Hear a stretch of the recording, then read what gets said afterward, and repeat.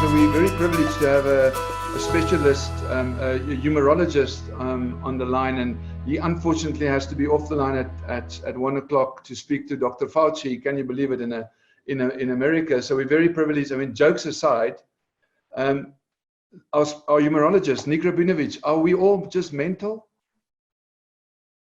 Hello, Casper. Hello, everybody. Can you hear me? Yes. We can hear you well. Thank you. Great. Well, firstly, I don't know what I am. I've got 3 toddlers running around my house. So who knows? We might see one of them featured in this video today. The one I don't know who was talking about. Mike from Standard Bank was talking about that. The one I think is actually teething. Casper, I had to take her. I didn't take her, but I had to go to the pharmacy at 2 o'clock in the morning, and they said we've run out of teething powder because it's actually banned, not just under lockdown. We've actually banned it. It's like cocaine for kids. So I had to drive around for 2 hours this morning at 2 o'clock in the morning, looking for a Nigerian guy, and then I found him, and I said, listen, I'm sorry for the racial stereotyping, but do you have just like 5 grams or like another 5 for the baby or something, and where's your mask? But anyway, so I think probably yes is the answer to your question. For those of you who don't know me, my name is Nick Rabinowits.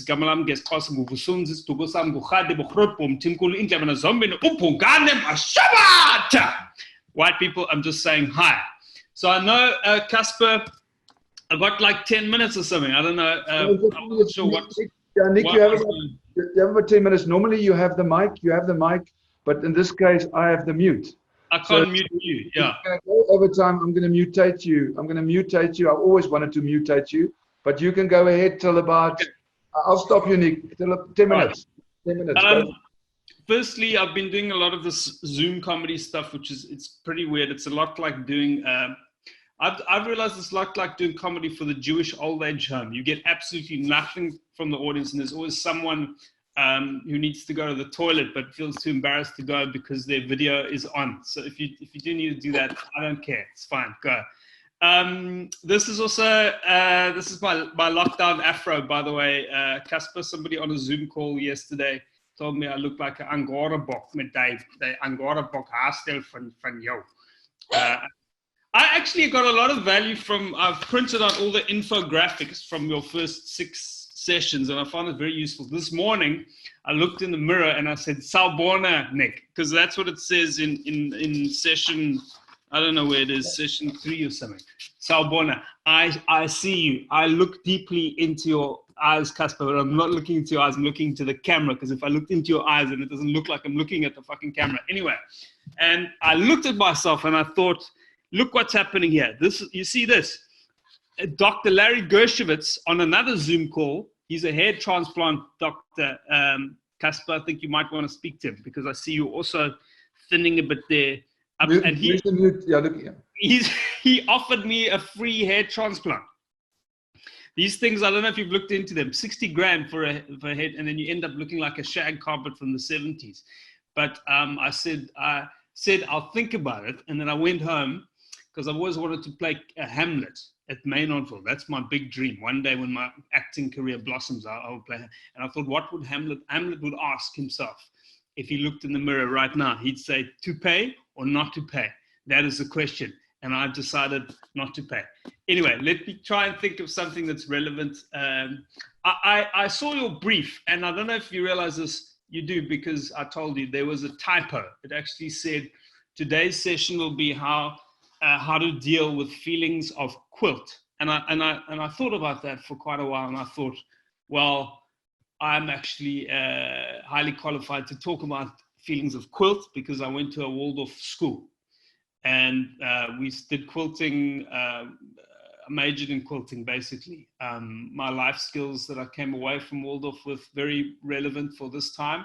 I can plant a vegetable garden. I can play the recorder. And I can crochet my own quilted underpants. So, and Nick, social distancing at a Waldorf school for those international people. Waldorf schools I'm not sure what to name it, but what would social distancing look like?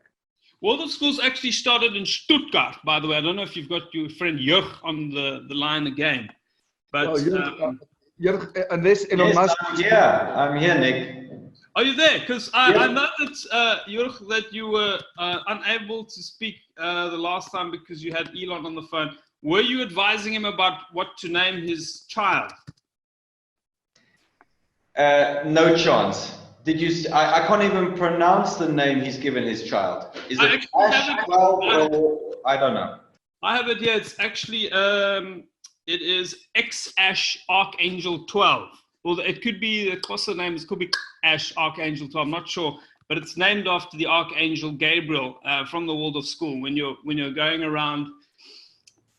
By the way, I wanted to talk about the non-linear nature of time as well before I forget, Casper. I saw that was in here somewhere because we're on day 48 of lockdown, but it feels like 402 because of the quantum nature of time. If you've read Stephen Hawking's book, which I did in the Sunday Times, it's actually, if they have any, we had some actuaries. I don't know if we've got the old mutual actuaries. Do we have them on the call? The actuaries? Yes. Because I was talking to Adrian Gore about this the other day, and the nature of time is when you turn 1, that's 100% of your life that year. But when you turn 2, that's 50%. When you turn 3, a year is a third of your life. So our life expectancy at the age of 40 or 50, you've actually lived 2/3. Casper, you could be 4/5, maybe 6/7. You look like you're on 8, 9. You must live every day as if it was your last, because it might be. But that graph is basically, it's an asymptote. It's asymptotic, which means if I can just stand up to describe it to you, imagine the x-axis is like this, with this leg, okay, I don't know if you can see this leg here, being the x-axis, and then this is the y, and then the graph, it does this. It's an asymptote. It never actually touches. And I don't know what I'm talking about because we only did maths twice, and that was...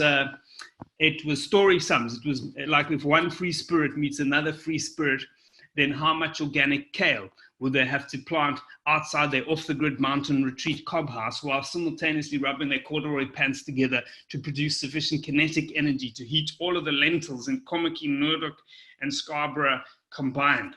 So these are the kinds of existential questions I'm thinking about during this lockdown, Casper. Now, what I'm really pointing to is laughing in the face of a pandemic. I think that's one of the questions that I'm interested in is what is the role of humor? What is the role of humor? We are all in a double bind. I like to think of it as a triple bind. A triple bind is you're damned if you do and you're damned if you don't, and there's no chance of getting sex either way. That is actually a triple bind. And for those of you who are in that situation, I'm quite used to what we're going through because I grew up as an only child, and my dream was to become an Afrikaans rugby player, Casper.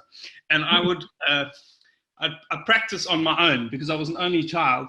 I used to play with myself a lot, and so I'm very comfortable with this time that we're in. But if you're not, and you're in a relationship, Esther Perel, she talks about mating in captivity. That is, we're in captivity right now. And she has, you have to schedule it. You have to put it in the diary. No one feels like it. Everybody's anxious. But if you diarize and you promise, then you schedule it. Thursday, 8:30 to 8:32 sex. It's in my diary right now, but it hasn't happened for a long time. Anyway, what I'm saying is that we need some relief. We need some release from all of that. Simon Weissman, thank you for tuning into my show. You could have been watching Thomas Hubel talking about healing the collective trauma, but you listen to comedy, and I thank you. I love you deeply, Simon Weissman. Look deeply into my eyes while I acknowledge you for that.